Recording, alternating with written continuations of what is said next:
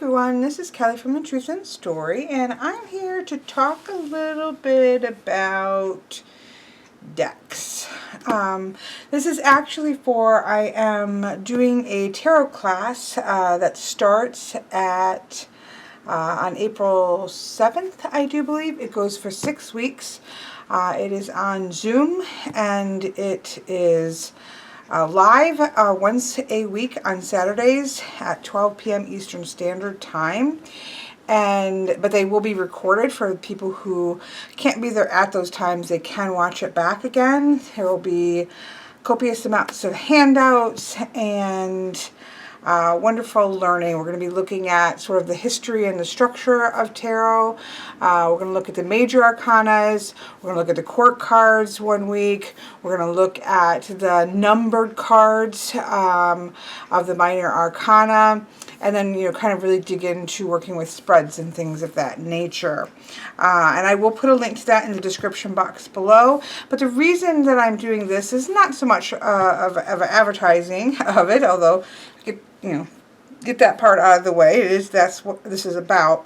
But this is more about decks. So for the class, I recommend strongly that people have both a Pip-style deck and a Rider-Waite Smith style deck. And so I am doing this video and sort of a beginner's deck as well. That's just going to kind of just give us our base here to work from.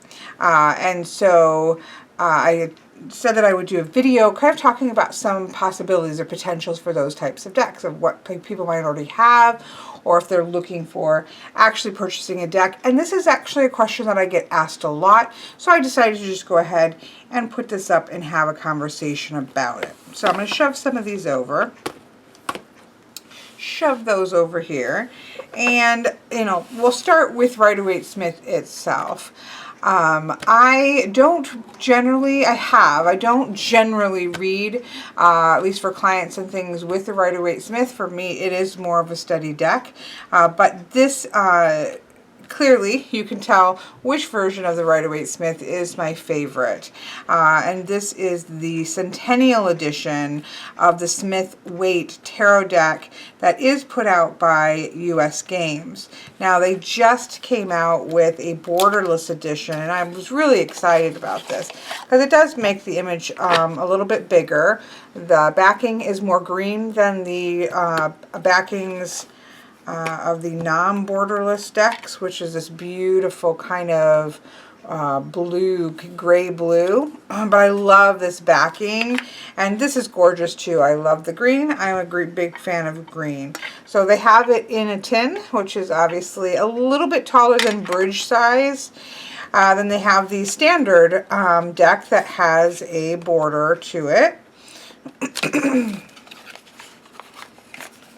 So let's just go ahead and pull. So these obviously both have borders, and I've mixed this. This is all mixed up, so I don't have the full necessarily, but you can see that this is borderless on this. Size-wise, it's just a hair wider than the traditional regular size deck. Of course, it doesn't have the borders, so the images, excuse me, are slightly larger. And then you have this little bridge size. So these are 3 of the options with the Centennial Weight, which is, again, my favorite. And it's my favorite because of the coloration. The Rider-Waite Smith, you can see when you fan it out, I think maybe, there's actually quite a bit of yellow. Not just in the yellow background cards, but also just in the other cards. There is a fair amount of yellow in this deck. Clothing, crowns, it's a yellow tone deck. And so a lot of the versions of different versions of the deck for me are a bit obnoxiously yellow. Now, the only other Rider-Waite Smith that I have, and I do love this, but you cannot get this or not easily get it. Apparently you can fairly easily get it in the UK. I think it's pretty hard to get it in the US, which is the Tarot of A.E. Waite by AGM. There was a whole issue with copyright. US Games has a unjust, in my opinion, stranglehold on a copyright for the Rider-Waite Smith in English. And while this has very clearly been redone, you can see it in the sun. There's lots of things that you can see that the line work has been redone, but they've just made it difficult for AGM to sell this to English countries. And so I do quite love this version of it, but it is not something easily available. But I bring it out just to show you the differences in the yellows. So, and there's even brighter Rider-Waite Smiths, but you can see that the yellow here is more of a mustardy, and there's also a lot of texture in the washes of the Centennial that you don't necessarily see in other colorations. And so it just gives it this beautiful aged look that I just particularly love. Some people love the bright crispness of these versions, and there are beautiful, I love that card. Beautiful renditions of that as well that are available. But this is my favorite. So if you ever wanted to know what is my favorite Rider-Waite Smith edition, it is most definitely the Centennial edition, and I really am thrilled with this borderless edition. It makes, let me look at the minors that don't have any titles at all. They're just, there they are, beautiful. Beautiful borderless card. So I was so excited to see that they had this just in time for my class, to be able to use a beautiful borderless edition. So there you have it. So definitely Rider-Waite Smith. You can, these are, there's again all different colorations of the Rider-Waite Smith that you can get, and it's a fairly cheap. It's a mass market deck. It doesn't cost much. Comparatively, right? You can get them a lot of times even at Barnes & Nobles with coupons. You can get them on Amazon fairly cheap. So we have that. But I wanted to give some alternatives to that, because some people, art is very subjective. And so for a lot of people, this, while Pixie's art, Pamela Coleman Smith's art is beautiful, it's beautiful and illustrative, but it doesn't, it doesn't always do it for everybody. And so I wanted to give some other options that I had just to show. So for example, here's that stay close to the Rider-Waite Smith symbology, as well as maybe just have a different kind of art style. And so I definitely think that the Morgan Greer is an excellent beginner's deck. I think that it has a wonderful sort of 70s feel to it. Again, yellows. First Rider-Waite Smith US Games was in the 70s, and I'm not saying it just came out in the 70s, but it does have that kind of feel to it. A couple porn stashes, but it's really beautiful, and I think it stays really close to the Rider-Waite Smith symbology. Doesn't mean that there may not be little shifts here and there, but I think it's an excellent one if you just like the art style. This also comes in a tin. I do like some of the coloration on the full size. I do like better. I'm trying to see if I can find the death card. That's a really good example.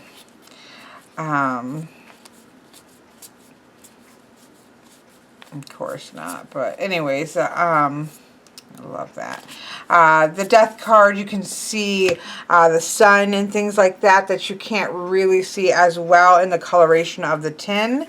So I do think the coloration of the larger size one is a little bit better, in my opinion, but they're both really, this was a surprise deck for me. I quite liked it more than I thought that I would, and I do think it's a pretty good classic rendition of the Rider-Waite Smith system. So that is, and these are easily available as well. For a newer deck, I love Steven. He has a channel here on YouTube, and he has this beautiful Spirit Within, nice and clean and basic. There are some changes in terms of gender in some of the major cards and things of that nature, but for the most part, it is very it has the basic symbology of the Rider-Waite Smith. Some of my favorites of certain cards. I mean, that's one of my favorite strengths. Has one of my favorite Queen of Cups. I love this Queen of Swords. So this, I think, is actually a really nice, clean, nice size, easily available on Amazon deck as well. That was, look at that. I mean, look at that. It's really beautiful. I actually do use this for, this is probably, well, maybe the Darkness of Light is, I don't know if we can, how close we consider that, but I do use this for clients, and I don't use a lot of real straight Rider-Waite Smith for clients, but this is a nice clean read, so I definitely recommend that as a beginning. Certainly the Fountain Tarot, I think, is an amazing kind of version, and again, not that it never deviates, but I think that it stays true enough to be a beautiful rendition, a beautiful modern rendition of the Rider-Waite Smith. And this is now mass market. And so my puppy, when she was a baby, chewed it. I do actually think this is a beautiful, and the dark version of this would be the Darkness of Light Tarot, which I also think has a beautiful, I don't know if this would be considered like a straight up clone, but I think it's pretty close.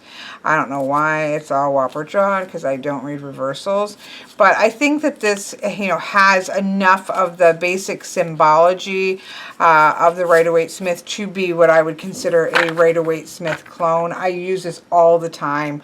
Absolutely love it. I know there's a second edition coming out. I don't know when, and I'm not 1,000% sure if this and this form is still available. But if you have this, I think this would be an excellent one to use for Rider-Waite Smith as well.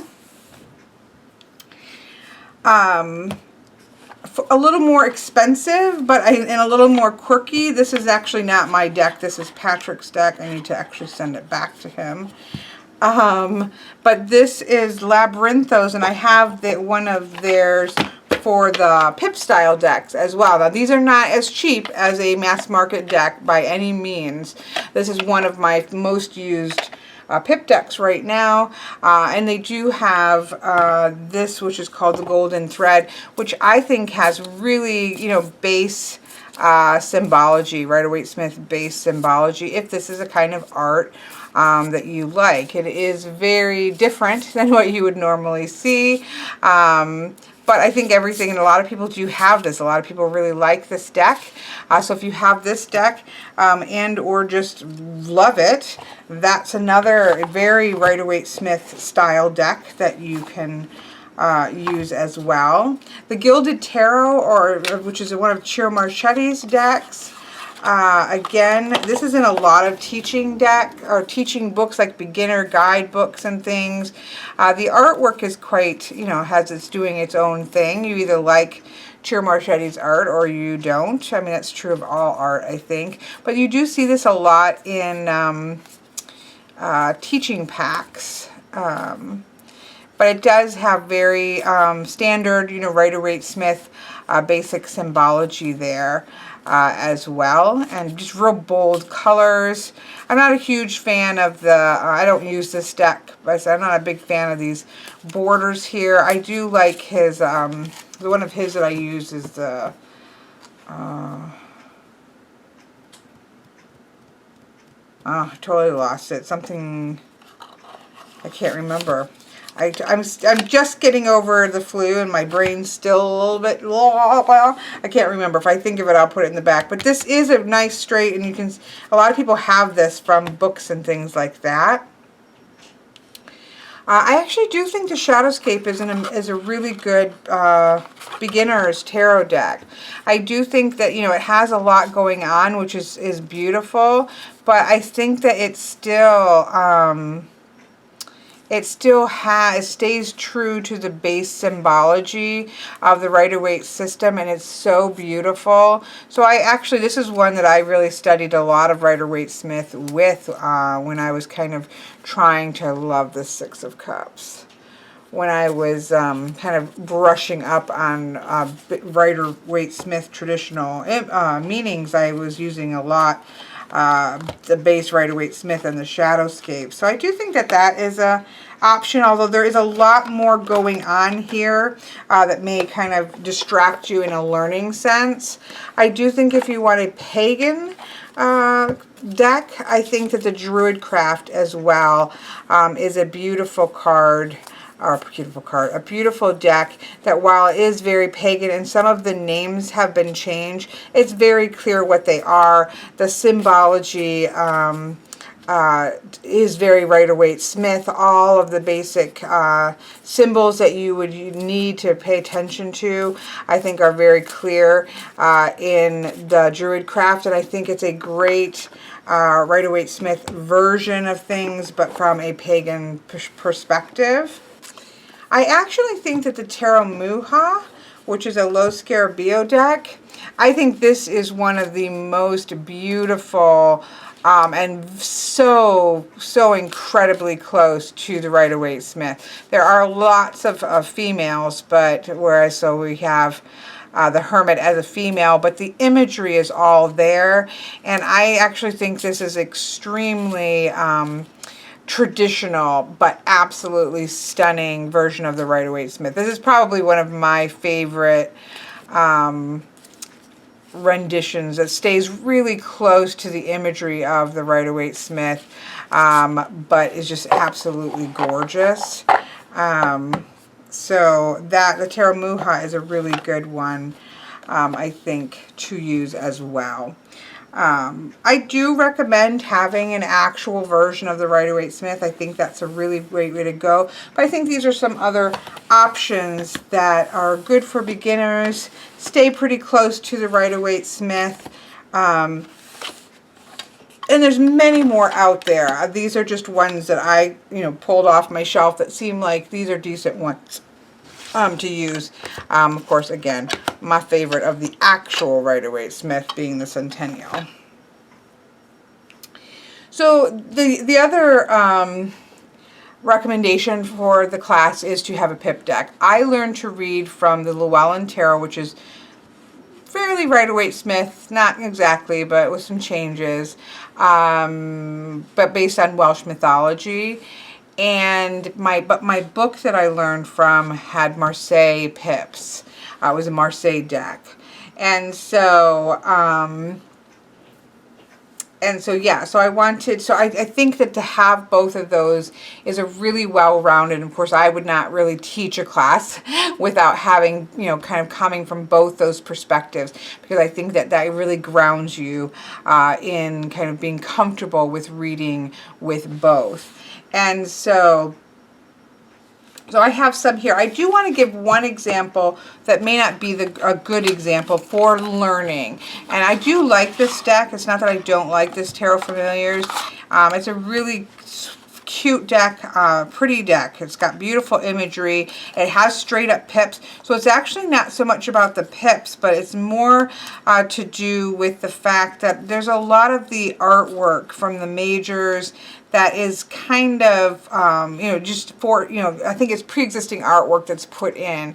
And so while it is a pip deck, and it certainly would work, you're not going to see a lot of the traditional imageries of, say, the major arcana. So this is almost too themed of a deck, in my opinion, to work really well just in terms of learning. It doesn't mean it's not a good deck or that you can't get the deck, but things kind of really themed decks, I think you're not going to be seeing the same symbols and the same basic things that you would see with a more typical traditional deck. The Wisdom Seekers Tarot is quite a cheap deck. You can pick this up very cheap. This has pips, but it does, I think, have traditional majors. The majors are quite traditional, and so this, I think, is a pretty nice little intro to pip. It still has things going on in the pip, so you kind of feel like you're given something there, but then the majors are fairly traditional, kind of Marseille style traditional styled cards, although it does have princesses. But those kind of changes are quite easy to be flexible with. And this is a quite cheap Pip-style deck. One of my all-time favorite Pip decks, and very easy to get. It's mass-produced. In fact, I highly recommend, like if it was me saying buy this, I would say, you know, get a Rider-Waite Smith Centennial and get the Ancient Italian Tarot, which is quite a traditional Pip-style deck with absolutely stunning minors. So it's just beautiful to look at. The artwork is amazing. And this is based off of the Soprafina, although I like the minors of this version better than the original. Yes, I did say that out loud. So this is mass market, low Scarabeo. You can pick it up on Amazon. These would be my two choices, or if you want them both to match with having borders, those would be my, those would be my perfect learning. Let's just get about the business of learning. So I definitely recommend this. This is more, again, a little bit pricier. This would be definitely a pricier set. But this is from Labyrinthos, which would be your Rider-Waite Smith and your Pip-style deck. I'm using this a lot. This has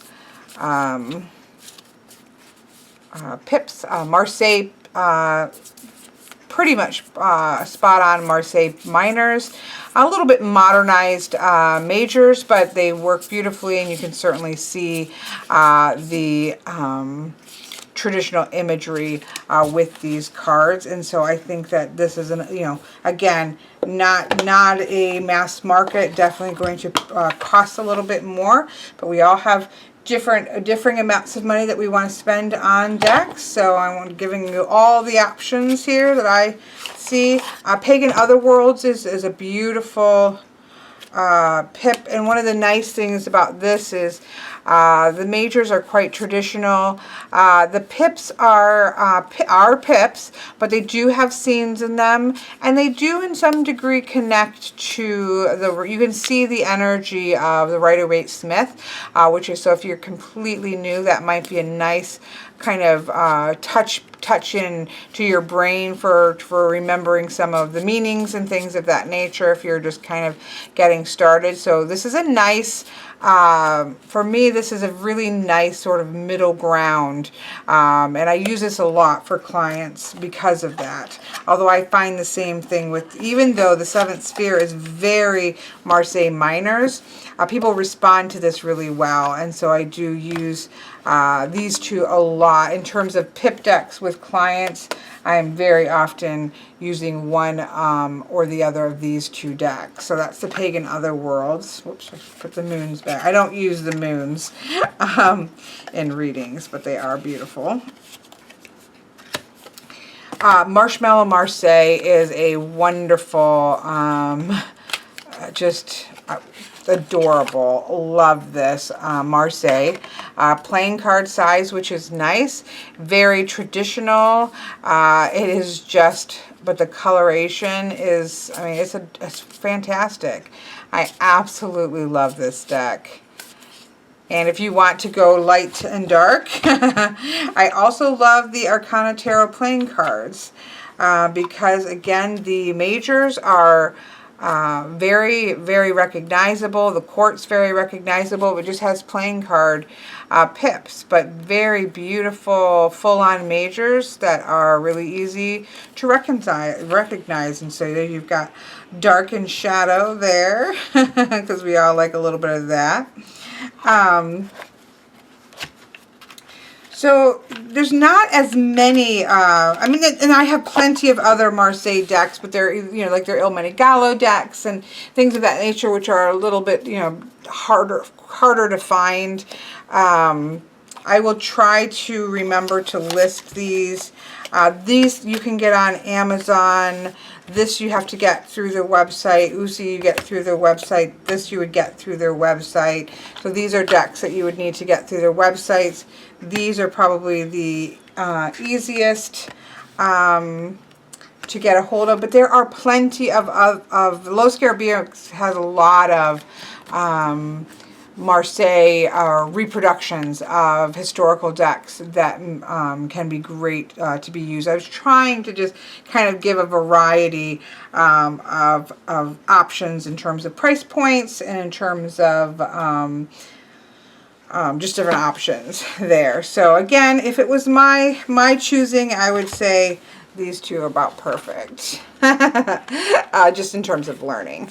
And again, this is kind of the purpose of this is what, you know, when people ask me a lot, like, okay, if you can have, you know, if you're just starting out, what are the decks that you should have, right? So for my answer is always Rider-Waite Smith, a good, solid, traditional Pip-style deck, and then a deck that you just love, you know, something maybe off the beaten path, like this beautiful Prisma Visions, or just a deck that really calls to you and you just love it. Like if you're going to get 3 decks and just work with those for a while, I think that that's like the perfect. It's like, all right, let's get down there and study and use them well, get our foundations really well, and then have that sort of, sometimes you just want to look at beautiful art that really calls to you and really speaks to you. So it kind of gives you that trifecta of beautiful decks.